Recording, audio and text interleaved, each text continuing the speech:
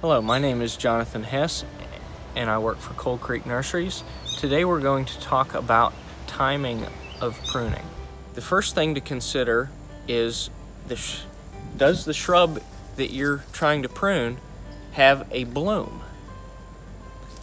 Some shrubs are grown for just the greenery, and those can be maintained at any time interval with a few general rules to the level of formality that you like. The second thing we need to consider before we actually start pruning is when do we need to prune? And that is based on, does the shrub have blooms or is it simply grown for greenery? And if it does have blooms, we need to know, when does it bloom on the old wood or the new wood? An azalea, for instance, blooms on the old wood, meaning that it sets its buds in the summer of the previous year, and then you get around to the next spring and it finally blooms.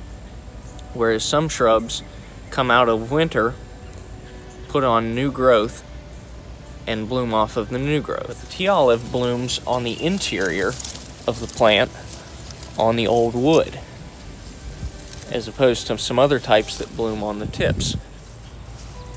This Nandina is an example of a plant that is not really grown for its bloom, but is grown for the multicolored foliage.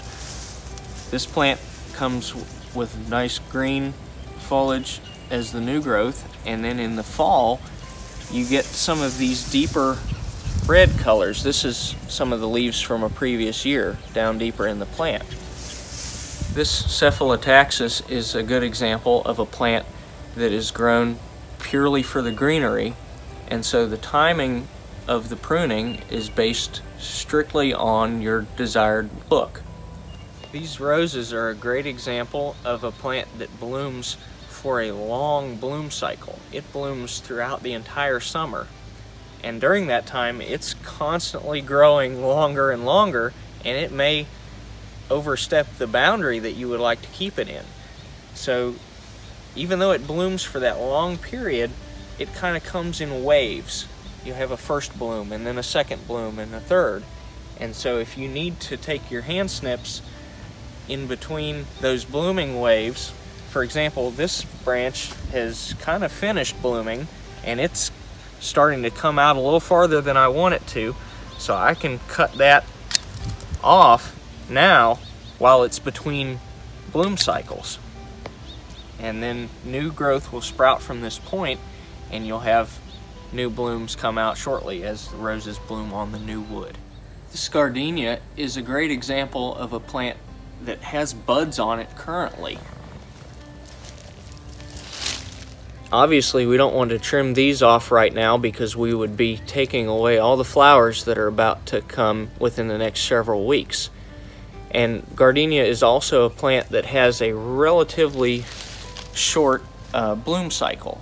You get several weeks of blooms and then you're finished for the year.